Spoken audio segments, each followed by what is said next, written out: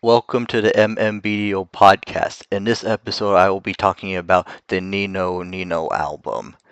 The Nino album was the fine, clear-cut definition of dark gangster rap to the fullest pedigree. The album was like a dark Tony Montana movie such as Scarface, and has sounded very much similar to a Scarface album with the extensive, descriptive, in-depth storytelling.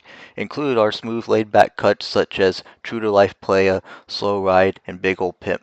Gangsta cuts such as No Way Out, Neighborhood Dumpster, Texas Streets, After Midnight, Ashes to Ashes, Ask Somebody, Paul Bearer, and Be True are included on the album. This is San Antonio gangsta rap at its finest.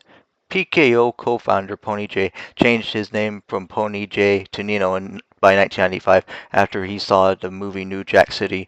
It was inspired by the character Nino Brown, played by Wesley Snipes. You can tell he was obviously inspired by the movie New Jack City when recording this album. The Nino album was one of the best San Antonio rap albums of 1995, next to Lil Sin Frustrated by Death and Cyrodiil Under Investigation. The album contains production from DJ Snake and Risay. DJ Snake with his boom and bass, Risay with his signature sound of double bass, double guitars, and quadruple layers of instrumentation. Now, DJ Snake did a bulk of the production for Nino's debut album, while Risay recorded a few songs. This is because DJ Snake was the in-house producer for Youngsta Records at that time. Risay worked for Youngsta Records but has hands in producing for other artists such as Lil Sin, Mr. Hoshe, Dice, Lil Black, and other artists at that time. Risay was also the in-house producer for Boulevard Records during this time, which is why he only produced a few songs for Nino's debut album. No track is worth skipping, each song is fire.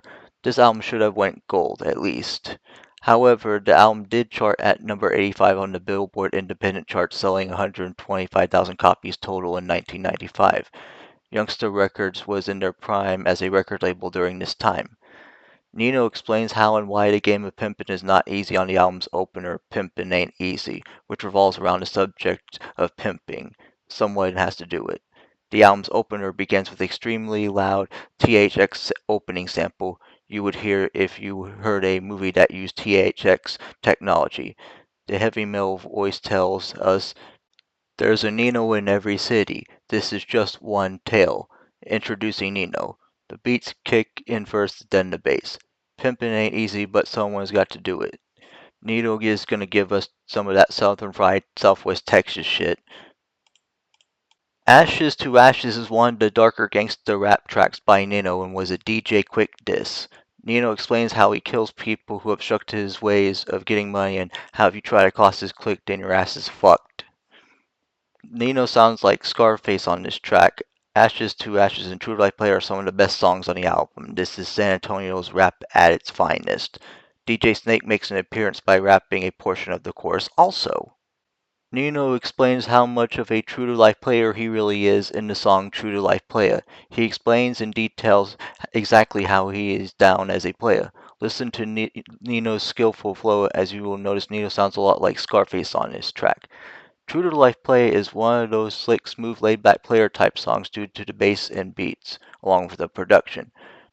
True to Life Playa uses vocal samples from the Notorious B.I.G.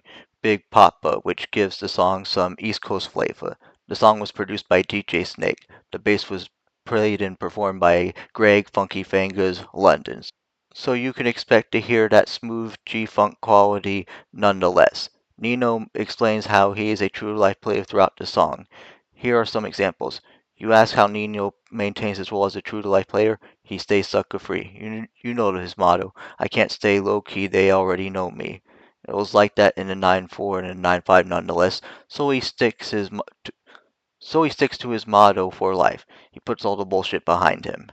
Neighborhood Dumpster is one of the darker tracks on the album, which explains all the crimes Nino committed and shit. DJ Snake produced the dark bells and those beats you hear throughout the entire song. Nino was a psychopathic lunatic that was raised up in the Rigsby courts.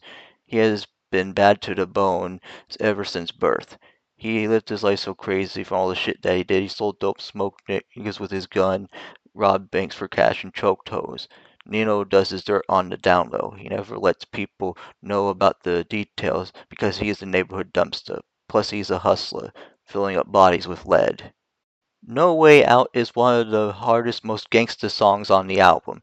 In the song No Way Out, Nino explains why he cannot leave the Youngsta Mafia to live a safer life, as there is no way out for him to leave the gang.